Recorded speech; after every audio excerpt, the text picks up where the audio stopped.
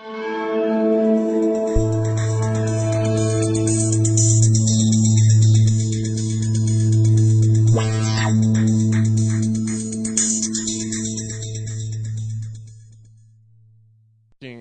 that second level support, then you're on the job, and you have a little toilet you put on your desk, and you're basically, your goal is to focus on that as primary.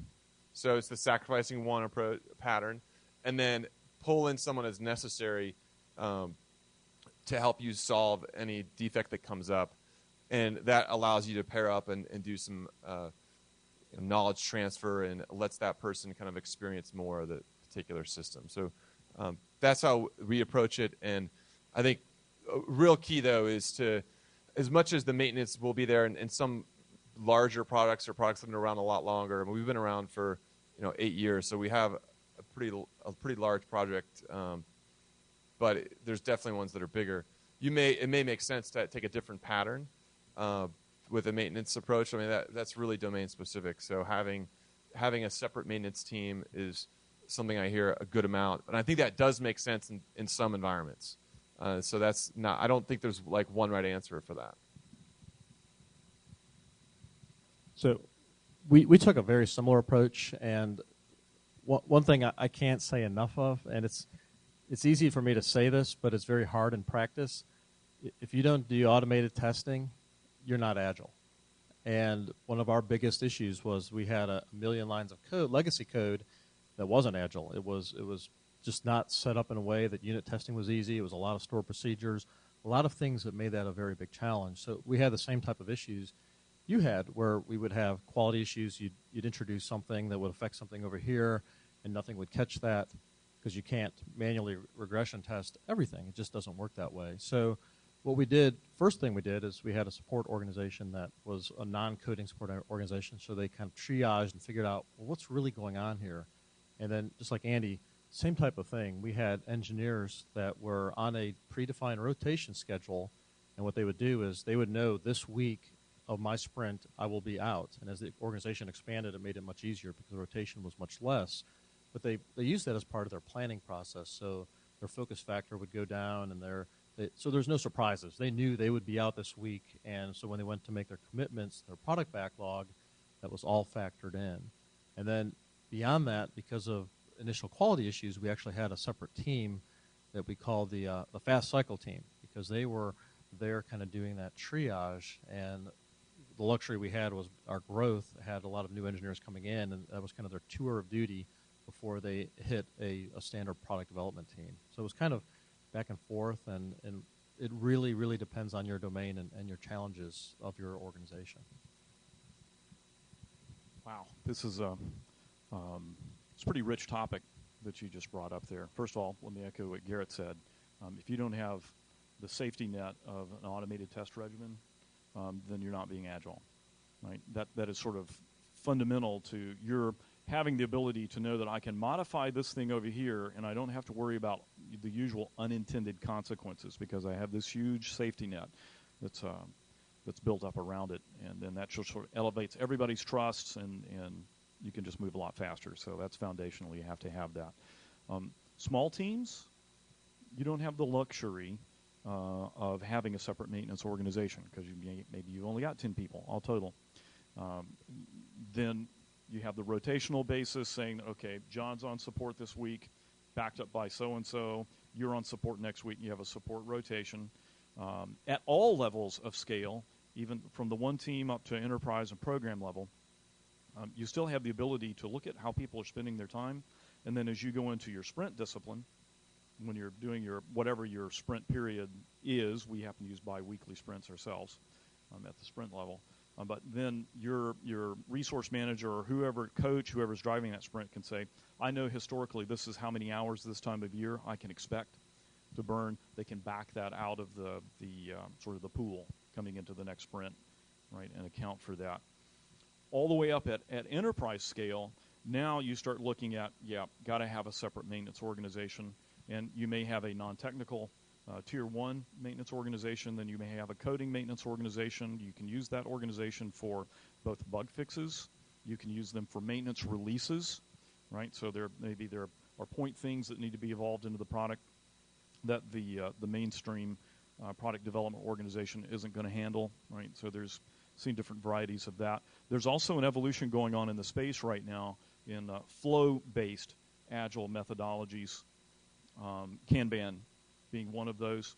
I'm not currently, I haven't used that, so I can't voice any practical experience on it, but I think it holds a lot of promise for things that are sort of demand-based, like maintenance and support, as opposed to the more traditional XP or the Scrum for mainline product development. Great question. And I'll just answer from our side the way we did it. I want to go to the automation thing. I didn't even pick up how it was related to Agile. I thought from running the business. But when I joined the company, I traditionally took over product management and marketing before rolling into this role. And I dedicated the first 2 releases, 0 benefit to the marketplace. It was all about automating quality. So I think you've got to think about it. If you don't have automation for QA, you're going to be hindered. You need to find the time to make that long-term investment. And we do 3,000 tests a week automated. And it's very powerful for now, 2 years forward, where we want to roll out product quick. Like you said, you're not blindsided because you make the test and do the standard QA process, but it takes some benefit. So this question, there you go.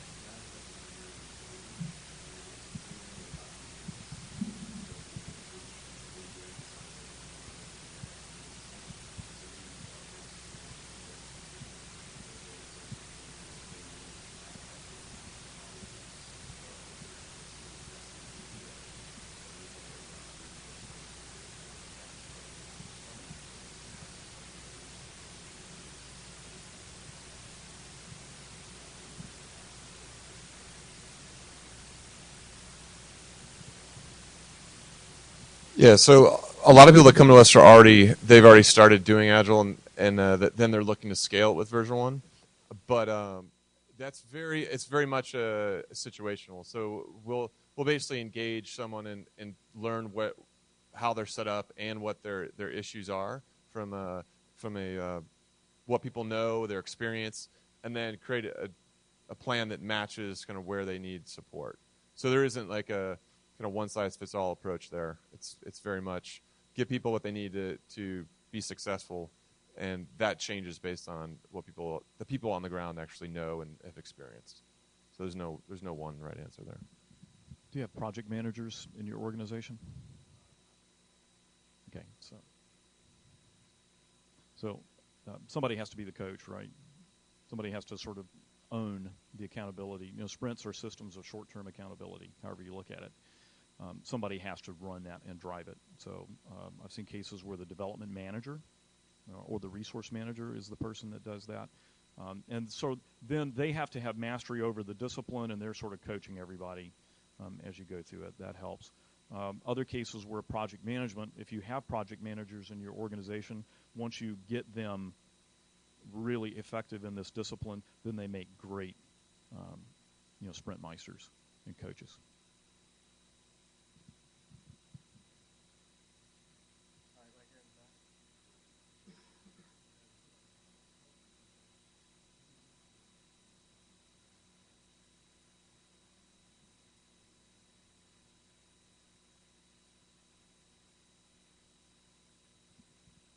Well, so from what I've seen, that kind of gets back to are you strategic or in terms of your role, or are you tactical, or maybe both?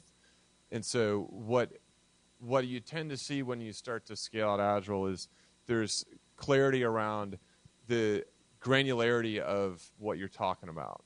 And so the levels that I think are pretty common in an Agile scale is you have like the investment level type thinking. Do we want to invest in this kind of roadmap item? Then underneath that, in the roadmap item, you have like a feature level that's more about kind of the user and their activities that the user would take with the developed feature.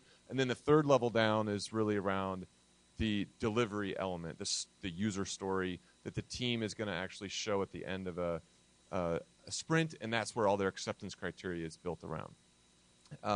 And so figuring out how you're going to handle those different levels. So investment level is where the strategic person should definitely be focused. And then they should also be mentoring probably at the feature level and collaborating with the more tactically focused person. And then they probably should not be involved at the story level. That's a very tactical level.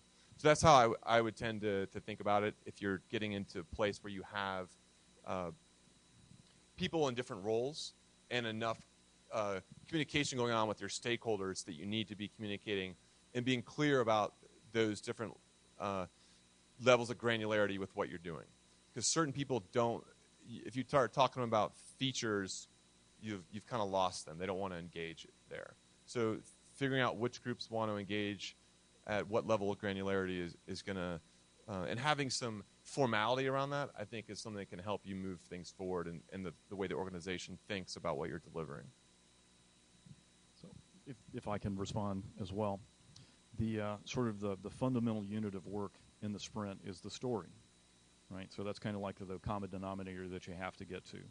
And that story is more of, if you look at the Agile manifesto, that we favor individuals and interactions over processes and tools and working software over comprehensive documentation, right? That sounds like heresy when you first hear that, but, you can't check your brain at the door and you have to make stuff work. So if you're in a small team environment, then you can get really close to this. You've got 10 people locked in a room. The owner's there. They're the OCD or CDO, because that's the order it should be in, kind of product manager. Then you can operate where that story's just a token, and you don't have to have detailed written down requirements, and communication makes up for it.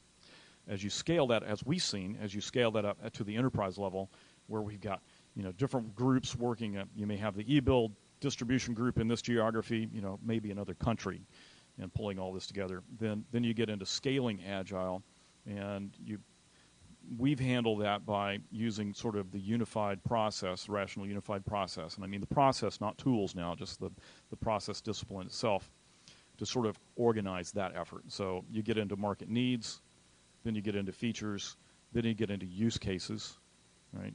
How many people have used use cases here, right? Use case narratives. Right, so you have use cases, and then if you look at a use case itself, it's normally a narrative. Step 1, step 1A, step 2, exception path. If you look at those, a lot of times those steps make great stories. So it's a great place to go look at to pull into your story pool. But then you're eventually, in the sprint discipline, that bi-weekly for us, different cadences for other companies, but bi-weekly, you're executing down at that story level and putting the discipline there. Just to add on quickly to that, so for our given size, what we found that was ultimately very useful was, as the executive team plotted the course of the company from a strategy level, we put together the highest level strategy where we're trying to go, and try to distill it down to 5 or 6 things that really made sense for the next 6, 12, 18 months. And the key to that was the communication to the product team, and really making sure they understood that and kept that at the forefront. So as they developed requirements and user stories and down to the feature level, tactical feature level, is that aligned with that strategy? And we really need to think about it. If it's not aligned with that strategy, why are we doing it? And kind of keep that process going, and that helped keep course correction. Are you trying to improve customer satisfaction? Are you entering a new market? Or whatever you're trying to accomplish, keeping that together, and it's hard. It's very hard, believe me, to keep that all working. But it helped in the long run to kind of keep that message there for our given size. And we were much, much smaller than 24,000 people, but that helped us a lot. So we're out of time, but I'm going to ask the final question. But before we do that, I just want to thank Rick, Andy, and Garrett for joining us, and thank TAG for hosting this and bringing us all together. And I appreciate all of you coming out. And this is about best practices in product management, and we want you to take this back to your organization. We want you to bring other people with you and bring them to these events. And if you've got someone that needs to be influenced, we'll gladly influence them. That's what we're here to do. So before the round of applause for you guys, in 1-2 words, what is the one thing in an audience of product managers that you might work with one day would you say about Agile that you take away? What is the principle? What is the best practice? What is the one single thing you must do? And try and put it in just lessons centered in a couple ways. And Rick, I think you've got it. Okay, so the one single thing is to act as one team. The whole system of structures is about getting people, because things happen when small groups of people work together and they're focused around the right target, right? They've got the right vision and they've got the right steps and tactics, and everybody's functioning as a team, right? So that's a fundamental, that's the way the universe works. And so these agile practices are around ramping up and elevating the practices of the team. The other one thing is that the customer... Hey, they only get one thing. One or two words. Okay. You didn't follow instructions. You thought it was product managers that put too many features. Go ahead. Hopefully I can do this a little shorter. So the product management, one of the most important things they can do is make sure the organization, the team has that vision, like Rick said. And to me, the practice you want to get good at is lightweight chartering. So you don't need to spend 20 hours on a business case. You need to be able to get people in a room and convey the vision quickly and in a way that's going to consider both how do you develop it and then who's going to use it at the end. So chartering your features is something we maybe have gone away with a little with Agile. You're thinking about a backlog, right? You need to make sure you're still doing that and finding a way to get that vision out there. So maybe I got Rick's second one here. The team thing, he kind of stole my thunder there. But from a team's perspective, the biggest thing that we found is there really should be no roles on a team. There is no walls on a team. There's no finger pointing that quality didn't do their job, because at the end of the day, the whole team owns quality. The team didn't do their job. Either they delivered something that they should be proud of, or they didn't. There's no. The moment you have division in a team, it is no longer a team. So that's my team angle. All right. Thank you, everybody.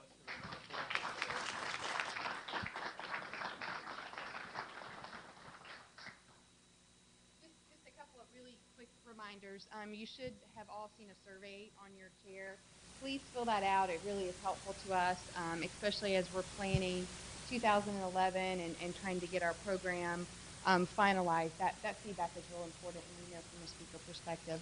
Also, if you're interested in being a speaker at any point, or if you've got some of those exciting topics, we'd also like to know that. So my information should be on the website. Please let me know.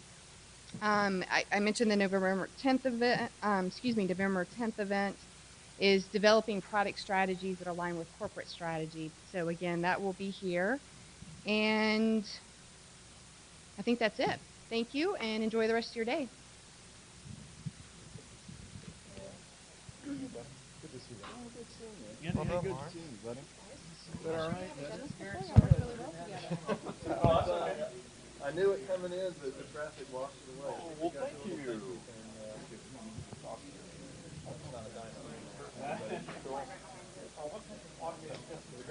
Flood into the